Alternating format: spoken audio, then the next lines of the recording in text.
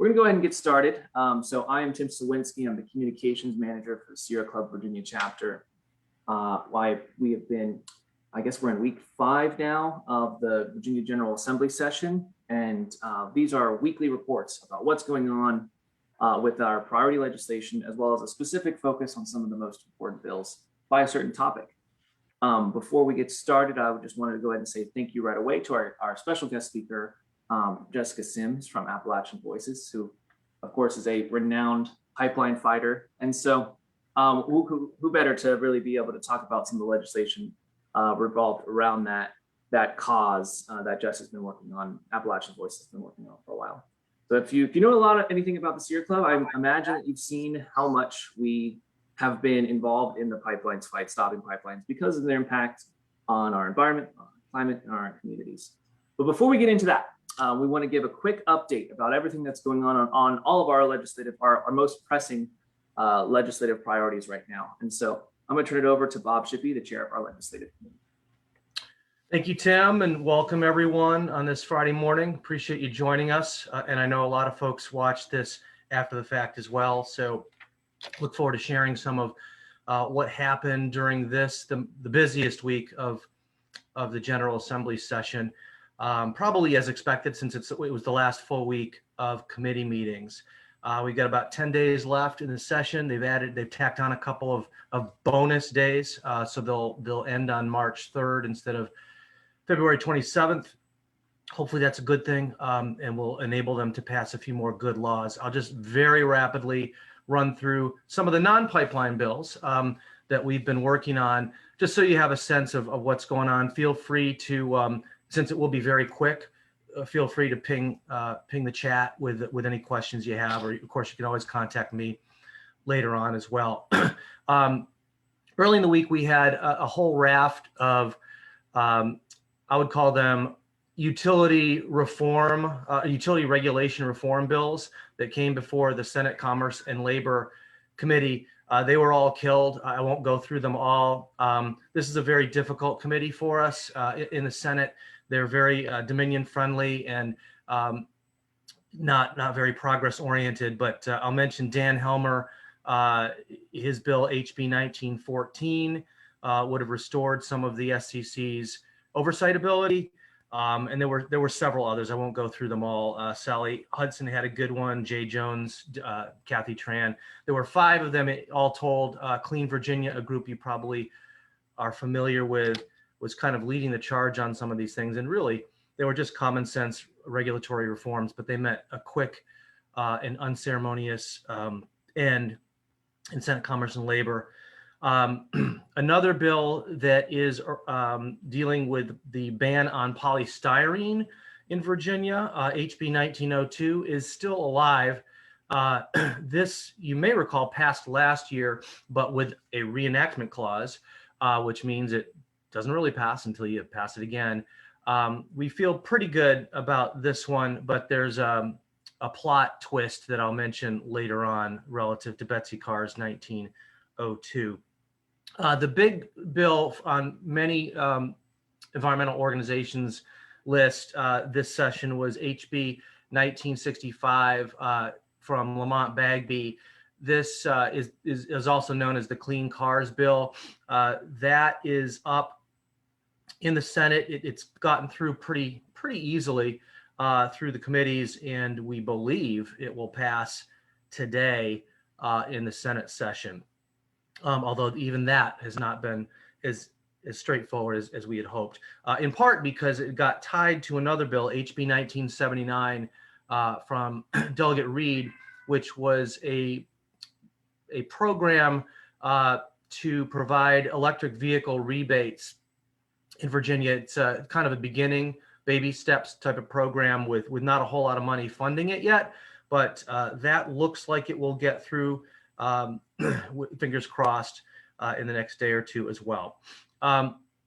Another House bill, Jeff Bourne's HB 2048, would have sort of restored the ability to for you and I to shop for renewable energy in Virginia. That right went away last year when the utilities were able to get approved by the SCC their own renewable energy tariffs, as they call them. They're not particularly good ones. There's a bunch of junk that's included in their renewable energy packages, but it was good enough for the SCC, and therefore that triggered a clause in the law that prevents any other competitive suppliers of energy from marketing in Virginia.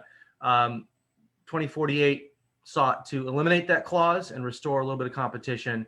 I thought I had a chance, but boy, that met a quick end in the Senate Commerce and Labor Committee. Very rapidly, HB 2074 is an environmental justice bill that has a partner or a companion bill over in the Senate from Senator Hashmi. This has gone through many gyrations, which we don't have time to really detail in this call, but it's unclear. That is probably headed to what they call a conference committee, which means versions pass each chamber, but they'll have to kind of iron out the differences in a room with the patrons of the various bills. I'll mention the building code. I want to call it a reform bill, but it's really just a clarification of what the state agencies need to consider when they're upgrading or revising Virginia's building codes. This is a little known aspect of life in Virginia, where this group basically decides how efficient and how healthy and how safe our structures will be. And they've not done a very good job of updating those year by year. And we feel pretty good about a very modest improvement that will be brought by HB 2227, patroned by Delegate Corey. I think I'll just close out by referencing a couple of bills that are not very good, which came from the Senate. One is SB 1164, patroned by Emmett Hanger. This is called advanced recycling, but it's not really recycling, and I'm not sure how advanced it is. It's basically burning plastic to sort of, I guess in some definition, recycle some of it. There is some fuel apparently created by the process, but there's a lot of toxic pollution and, of course, energy consumption that relates to this process. A plant is currently being planned for Buckingham County and other communities of color in Virginia. We strongly oppose this bill. Unfortunately, it looks like that may get through today on the House floor. It already passed the Senate. Lastly, SB 1380 is an electric bus bill patroned by Senator Louisa Lucas. Sierra Club, of course, is very strongly supportive of electric buses, in particular electric school buses, because, of course, today those are mostly diesel, very polluting, very poor for kids' health. This bill, unfortunately, has all kinds of problems, not the least of which it kind of forces the SCC to approve any program that Dominion proposes, no matter how costly. It doesn't even guarantee, as written, it doesn't even guarantee the buses will be available all of the time for school children's transportation, which is kind of my definition of the purpose of a school bus. So those are two to watch out for. Unfortunately, I think they probably get through in some shape or form in this flawed process that we have. So I'll stop there. I know I probably went beyond 5 minutes, but I will be happy to stick around later. I don't want to infringe on Jess's time. And Stockton, I do see your question. Yes, the EV bill, because they did change it, will need sort of a conference. I think that'll be a pretty straightforward conference, and it'll move to the governor pretty easily, but I don't want to assume anything this year. But yes, technically that will need a conference next week to iron out the change that the Senate made to it. Thanks. Thanks, Bob. And again, I guess this every week, thanks to our legislative team and our everyone who's been volunteering and working and advocating in the General Assembly, because this year has been unprecedented for a lot of different reasons, and things that haven't always shaken out the way that we want them to, but every little bit advocacy on our end helps. And so that is a good corny transition to move it towards Jessica Sims, who of course is working with Appalachian Voices. And as I said before, we're now in Pipeline Fighter. If you've ever been to a pipeline event pre and sometimes post pandemic, odds are Jessica Sims was there to welcome you. So we're really delighted to have her with us today. And you can take it away, Jess. I know you need to share your screen as well, but let me know if you have any issues. Great, thanks, Tim, and Bob, and thanks to everybody that's here today. The first thing I want to say is a thank you to Sierra Club and all the Sierra Club volunteers and leaders and staff who really have been invested in stopping pipelines, specifically Atlantic Coast and Mountain Valley Pipeline in Virginia, for a number of years. And it's just incredibly appreciated work, collaborative coalition work, and very thankful for that. So I'm going to share my screen, if you can bear with me for just a moment. Okay, and to confirm, y'all are seeing a slide that says water protection. Okay, great. So I'm going to give a little bit of background about how some of the specific water protection bills came to be. I'll talk about 2 pipeline bills and 1 gold bill. I know a lot of y'all have been following both of those, and another thank you to everybody that's been doing outreach on these in support of these 3 bills. These pieces of legislation are another example of collaboration between environmental groups and partners. And I want to say thank you to Sierra Club and specifically Connor Kish for all of his help with this. So to kind of talk about why these bills came to be, when Mountain Valley Pipeline, which you see the route I've pictured here, received their state certification in 2017, that decision was made, with a recommendation from DEQ and then a vote from the citizen board of the State Water Control Board. That decision was reached without a finalized set or even a submitted set of erosion and sediment control plans. So that water board was tasked with reviewing a project, considering how it would impact Virginia's water without the full scope of information that was intended. And that omission of information in turn really minimized the impacts of the project. They're only able to look at what's in front of them. And so that instance and what has come since then, where we saw that they got the plans after certification, the plans were not sufficient. There's been so many water protection violations and issues, really spoke to why there's a problem at that point of the process. It prevented the board from having full and relevant information. And Senator McClellan's bill, SB 1311, addresses that issue specifically and would ensure that information is received earlier so that regulators can make a more informed decision. That's talking about the beginning of the process. When the construction began on the project, the problems were immediate. And what you're seeing are images provided by Mountain Valley Watch, examples of just that the project was directly harmful to waterways, to livelihoods, to communities, to properties. They racked up over 300 water protection violations. And it was clear that what local communities, engineers, geologists, karst specialists, soil scientists, hydrologists, and allies warned would happen did. The project caused massive erosion on the steep slopes in Virginia and in our neighbors in West Virginia, choking waterways, disturbing the fragile karst geology, and harming the wells and drinking water of communities too. So a 2018 bill came forward from Senator Deeds that was meant to address these issues and empower the DEQ to issue stop work orders, a halt on construction when the violations and problems were racking up and occurring along multiple locations on the route. So that bill did come through, but the DEQ, Department of Environmental Quality, declined to take advantage of that legislation in the way in which it was intended. And although we saw hundreds of violations, DEQ only issued 1 stop work order this entire time since construction began. And it was for a very small portion of the route, I believe 2 miles. So this session, Senator Deeds brought forth a follow-up bill that targeted sort of what didn't happen with his original bill and to give clear parameters for the DEQ to issue stop work orders and facilitate a pause along the route. And that is Senate Bill 1265. So we have seen in the years since certification has happened on these projects that there have been bills brought forward. They have faced significant opposition from the pipeline companies.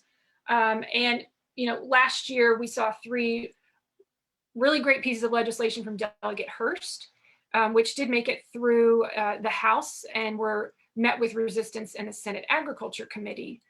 So of those three, which kind of addressed when there were problems occurring, one did make it through and became law. That was House Bill 646, and that increased the fines if there were violations. But we saw that, this continues to be a critical issue. That was one step forward last year, and these two Senate bills are meant to, take another step towards addressing a really serious issue that impacts a huge portion of the state and could impact more if there are more pipelines proposed. So, we know, and Bob just gave a great rundown of kind of where we are and the idea that there's a lot of changes that happen as the session starts, and things may not look the same as when they're originally submitted.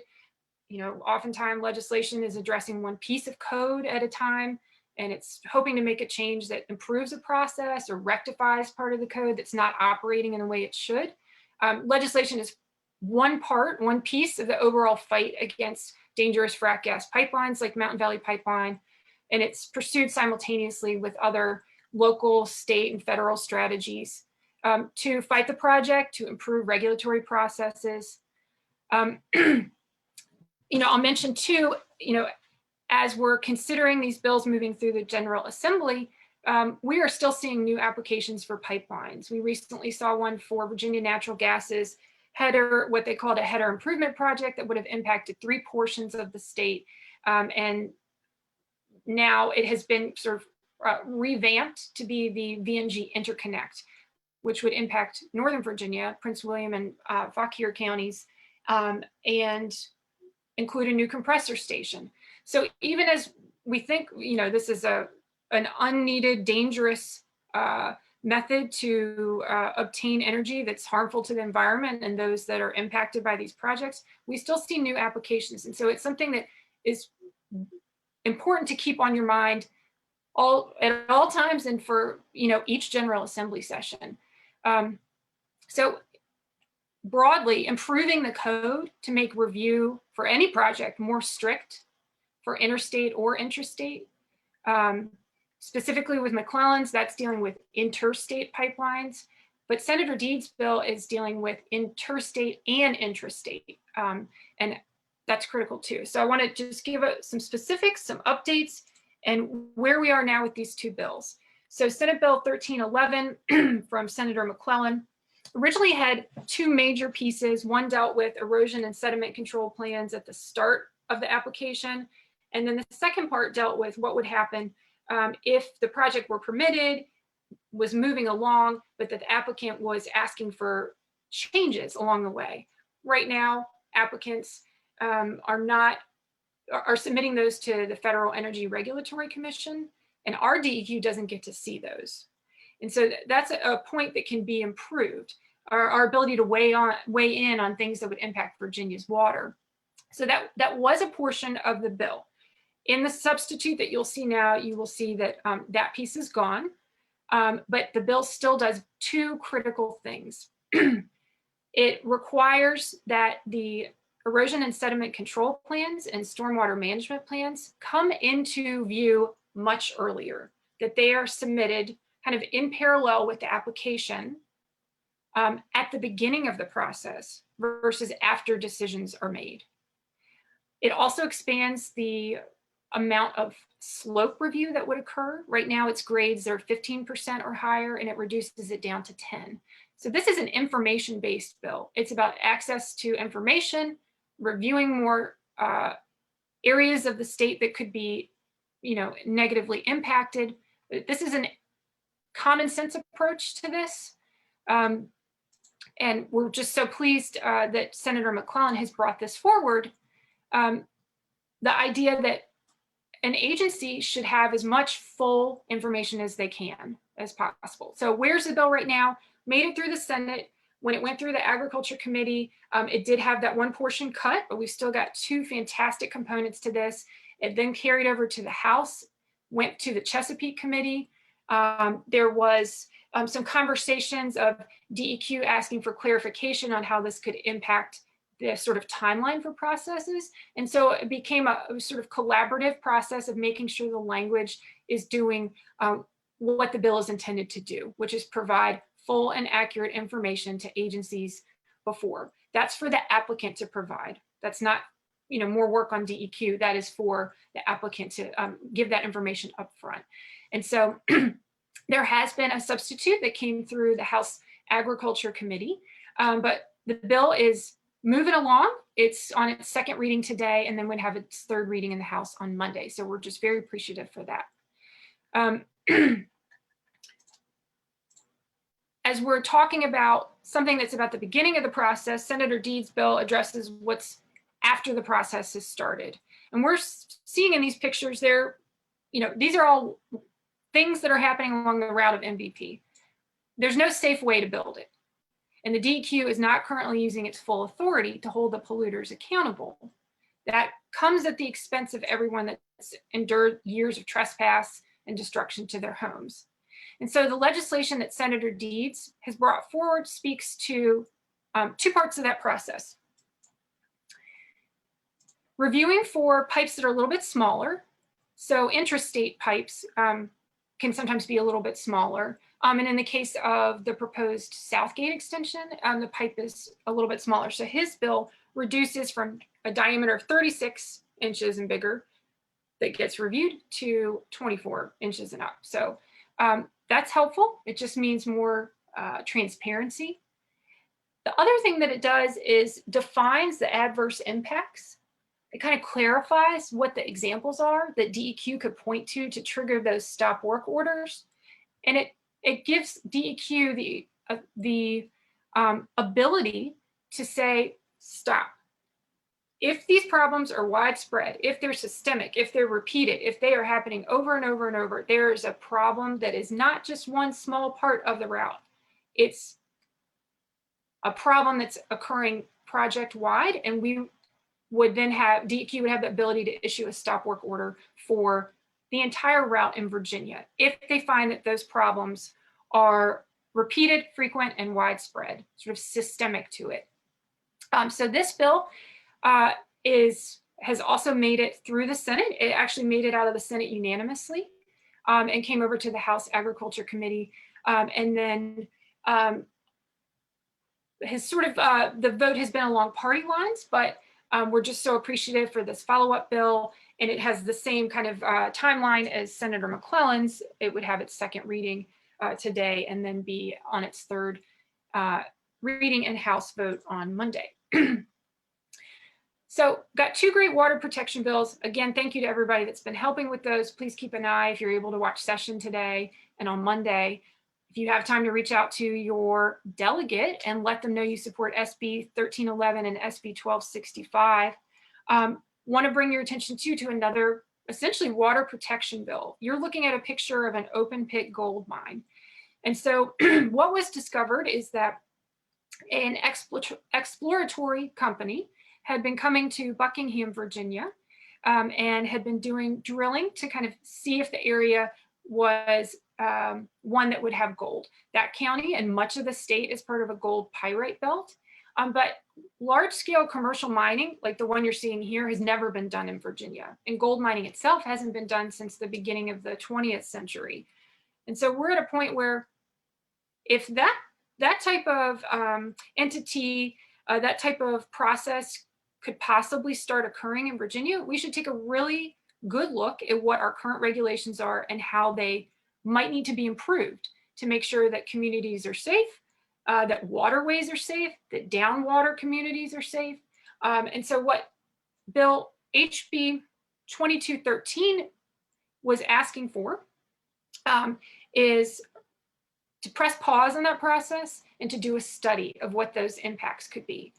Now, this bill, much like many bills this session, does look a little different than when it first started. So originally it was proposed as a study with input from stakeholders and community members, different departments of the administration, and then it would have a moratorium occurring on large-scale commercial mines that are over 10 acres during that time. So it didn't put a pause to everything, but in terms of huge, large-scale, giant open pit type of gold mining, it said, let's do that study first.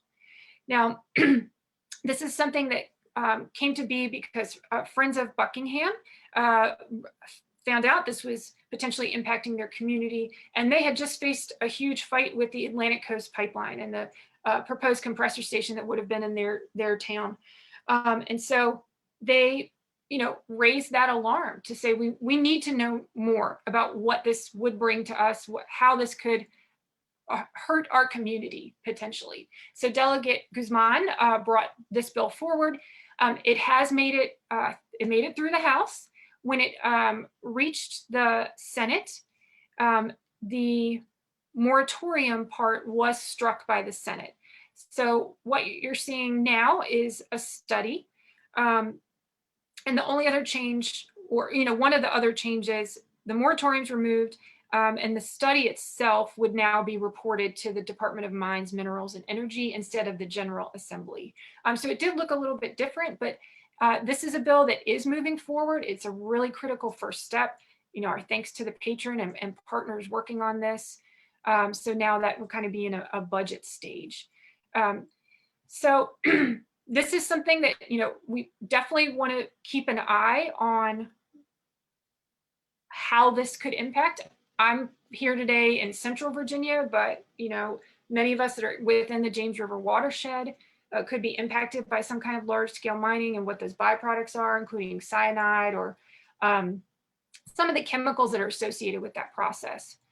So appreciate everybody that has given support to this. I would ask that you thank your legislators if they voted for this important legislation and let them know how meaningful that is to you as a next step. And I believe that's it. Thanks, Jess. Really love the visuals. I mean, I don't love them because they're scary, but I love the fact that you really put something like a visualization that helped us associate this.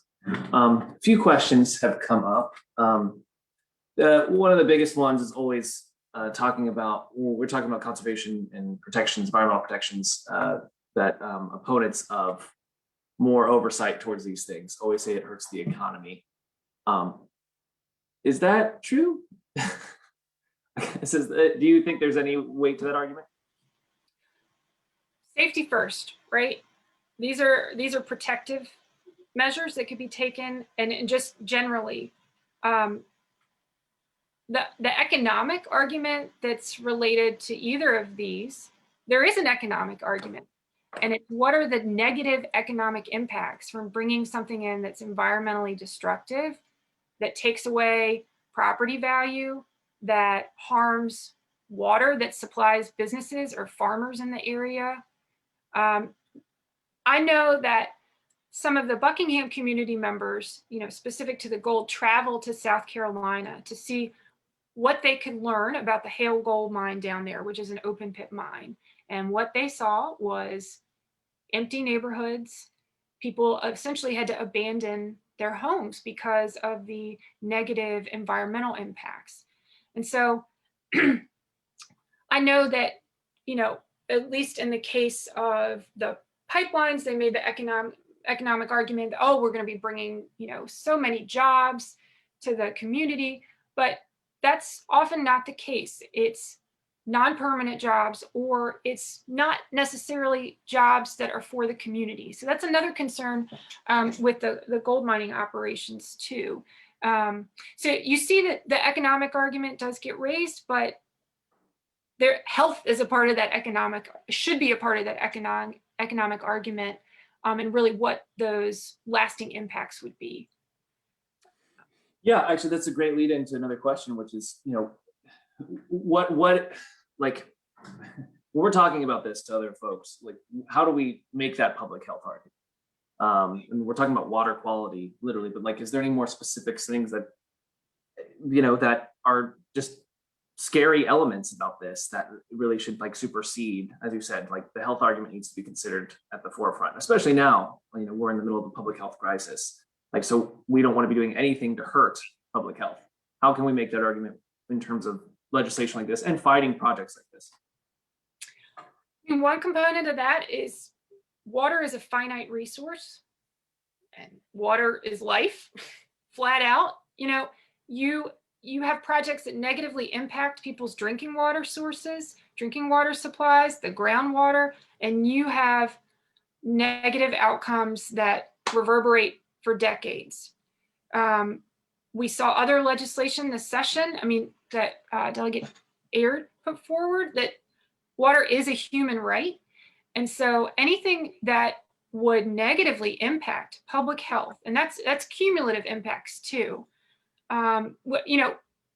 These projects often are cited by fossil fuel companies in very specific ways to more disproportionately impact environmental justice communities, and in fact themselves are environmentally unjust projects.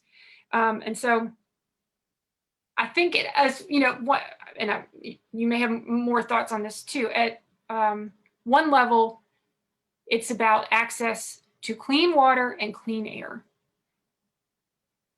Nothing should move forward if it's at the expense of people's health and their lives and their livelihoods. I'm disappointed that the moratorium is removed from the gold bill, but I think all of these bills, in a sense, also talk about how information is power. Information makes everyone make a better decision and have a fuller understanding. And so as you talk about any kind of water protection bill, it really is about health impacts and access to water. Thank you. Yeah, and was my next question is where the communities hit hardest by this, and it's fair to say that these are almost always cited in low income and communities of color. Yeah, that is the model that often fossil fuel industries use, and you see that it often is that multiple projects are cited in the same spot. We see now, even with all those pictures of destruction from Mountain Valley Pipeline, that developer is trying to move forward with extending that destruction into North Carolina with its Southgate extension. And to do that, they would need to build a 27,000 horsepower compressor station in Pittsylvania County, Virginia. And that compressor station would be sited next to two existing Transco ones. So you've got cumulative compressor station impacts. And then they would be placing that into a historic African-American community also. And so you see with every kind of proposed project, it's about the people. How will it impact the people that would be living there? And is this indicative of the decades of environmental injustice that have occurred nationwide and really specifically in Virginia? Thank you, Jess. I'm convinced. I was convinced before this, but I'm certainly, you reaffirmed all of the reasons that we're so passionate about this. So I guess, to take us out, unless any other folks want to put some questions in the chat, but what can we do right now? What's the best thing we can do right now? I would ask that everyone please contact their delegate and any family member that can do so for their delegate, and encourage them to support SB 1311 and SB 1265 when they're voted on by the full House. And then I would ask you to keep up with Friends of Buckingham. They are kind of leading the charge on information about gold mining impacts in Virginia, and you can go to friendsofbuckinghamva.org to kind of keep up to speed with that and see recent media items. And I would say, if your representative voted for HB 2213, please tell them thank you. Awesome. Well, thanks, Jess. And something Bob can also weigh in into that. For those of you who might not be familiar, the Sierra Club does release a legislative scorecard for all of our legislators, where we'll be scoring the record of, or comparing the record of every legislator with votes that are important to environmentalism, conservation, climate action, and environmental justice. So we will be releasing that hopefully shortly after the General Assembly, so you'll be able to hold your legislators accountable, as well as see who are environmental champions, and we'll be able to thank them. Positive accountability goes a long way. These people literally have this job because people like them enough to vote for them. So being sure that we're reinforcing that attitude and behavior really does help. But like Jess said, there's nothing really that can replace contacting your representative right now and telling them and asking them to support legislation that can protect communities and our health and our environment first. So with that, I'll go ahead and say that to everyone on this call, thank you again very much for joining. You can always reach out to me. Oh, looks like we do have a question. Senator Saslaw voted no on HB 1965, Clean Cars and CNL committee. Oops, I missed it for a second there. Said he was worried about following anything. Bob, you want to take this one? I can speak to this one. Saslaw has been a problem on a lot of our legislation again this year. He was the only Democrat to vote against Clean Cars, as you mentioned, in the committee.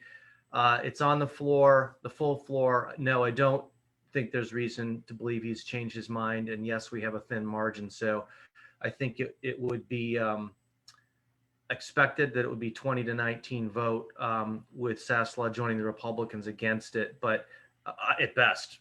So we're crossing our fingers. The other thing to look for on HB 1965 is Senator Newman, a Republican, is trying to slap an amendment onto the bill that would trigger some kind of exit from this agreement if California changes any of their rules. It's a ridiculous attempt. It's a misunderstanding of what this bill does. But to your comment, it's this California thing that is a bad word in the General Assembly, seemingly. And so he's just stirring up a fear that we could be sort of subservient to another state's policies. It's not what the bill does, but so we're hopeful that that amendment will be defeated and that we will be able to get this through the Senate today, I believe. Yep, fingers crossed. And I want to bring attention that Jess has just inserted a toolkit for the pipelines bills in here. So please take a look at them if you haven't. Before click on the link. Just keep it hovering over one of your tabs if you can, just to see if it motivates you to vote on or to move from to contact your legislators. And we'll keep you updated. After this, I will send some follow up with some resources and a recording of this to all the attendees, as well as share it on our grassroots conversations page on our webpage. But what's driving this has always been, one part the legislative advocacy from our legislative team and from other folks who are putting in the work even if they're not paid to. One other part, it's a passion I think that was on full display during this presentation. Another part is just people power. And the more that we have of that, even if it's just 10 people on a Zoom call and 10 people on our Facebook Live, it does go a long way. So we hope that you'll, in this final stretch of the General Assembly, that you'll make a call, send an email, do whatever you can, and check the Sierra Club website, Take Action page. We have things that make doing that easy. Just clicking a button and it'll send a message for you. So encourage you to be as active and involved as much as possible, and to reach out to any of us. If you can, I'll share the contact information, the follow-up email. But thank you so much for joining us. Thank you so much to Bob. Thank you so much to Jess. And thank you all for being here. And good luck to us in these final few days. Take it easy, everyone. Have a good weekend.